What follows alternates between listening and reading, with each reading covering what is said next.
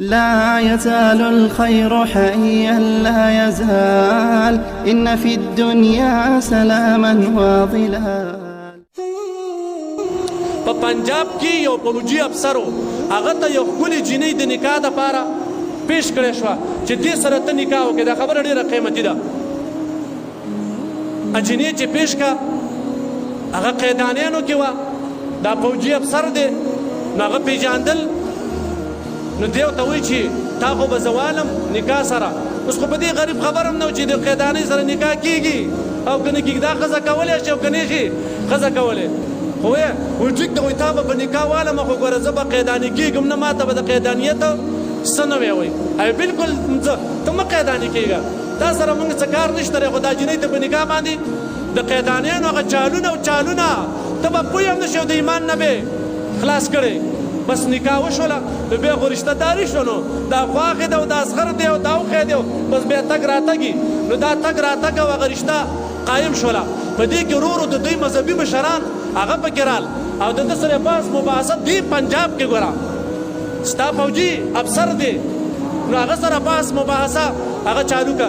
نو دا خو ډېر کلاړی ني پاخه رامې ني. نو وایي خیر دی موږ تا ته دا نه وایو چې یاره ته قیداني شو یا په میرزا غلام محمد قیداني ایمان راوړه یا یې منه یا یې مه منه. خو ته خیر دی بس خپل الله سره مشوره وکړه، استخاره وکړه چې او دا میرزا قیداني دا پیغمبر دی او که نه دی، او دغه رسول الله مبارک اخري پیغمبر دی او که د ده نه پس بل پیغمبر راتلی شي. دی اوس دې جنجال کې اخته کړو، دله د زارو پیلۍ ورکوي، د زارو ګوټ ورکوي. نو دی وایي زه دې کې څه ګناه ده، خو بس استخاره به وکړم که چېرته زما را پیغمبر په حق او خو نه قیداني کېږم، د دوی نه منم. او که چېرته استخاره کې او الله سره مې مشوره وکړه او الله راته وښوده چې دا قیداني دا میرزا غلام محمد قیداني دا پیغمبر دی، بس او به راته الله ویلي. نو الله سره مشوره ده. دا په دې غم او جنجال باندې اخته کو. د استخاره وکړه چې استخاره وکړه خوب ګوري چې میرزا غلام احمد قیداني دا ناست دی د پیغمبرۍ په شکل کې او دا پیغمبر دی او خلک دې راتاو شوي او خلک د هغه په لاس باندې بیعتونه که ایمان راوړي. دا چې راپاڅېدو خوب یې ولیدو بس ویل زما په میرزا غلام احمد قیداني باندې ایمان دی او نبی علیه السلام یاده ویل دا آخري پیغمبر نه دی او د هغه نه پس هم پیغمبران رات. خلک خبر شو چې دا څه وشو. هغه ویل دا الله ومنم او که د مولانو ومنم. موږ پښتانه کله دا چغې وایي دا الله ومنم. وایي ما خو د الله سره مشوره وکړه، الله ویل چې دا پیغمبر دی، الله راته وښوده چې دا پیغمبر دی. نو د مولیانو دا خپلې علاقې مولیان هغه ورباندې ستړي شو، ډېرې هلې ځلې خو هغه ناامیده شو. او دا چناب نګر کې دا مسله هلته وه. مولانا یوسف لدیني شهید رحمه الله هغه رالی جلسه وه سالانه دغه شانه پروګرام و. هغه ته چا بیا وویل چې دغه شان مسله پیښه ده. نو بیا به هغه د علماو سره ملاوېدوم نو ما له د اطمینان جواب نشي راکولی. ما الله سره مشوره کړې بس ما ته الله وایي چې دا صحیح پیغمبر دی. زه د مولیانو نه منم، نورو سره نه ملاوېږم، زه یې تنګ کوم. خو بیا چې د یوسف لدیني شهید رحمه الله یې واورېد چې دا خو دی کې غټ عالم دی، ویل خیر دی ده سره به ملاو شم. بیا هغه چې کېناسته خبرې لویه قیصه ده. نو هغه ورته وویې هغه لاسونه یې له ښکل کړه د هغه قیداني او د هغه خپل د مینې اظهار یې وکړو او په دې زړه کې دا وویل لکه ده خو به دا ویل چې د الله ومنم او که د ملا ومنم. نو دی وایي دې زړه کې ما دا وویل په خوله خو مې وویل چې نن د دې ملا ومنه او د الله مه منه، نن د دې ملا ومنه او د الله دا ظاهري ډېره بده خبره ده چې اوس د الله مه منه او زما وایي ما دې زړه کې ویل هغه ته مې دا ویلی هم نه شي چې د الله مه منه او زما وایي ته پکې لا د کوم باغ امولی او ګازر یې.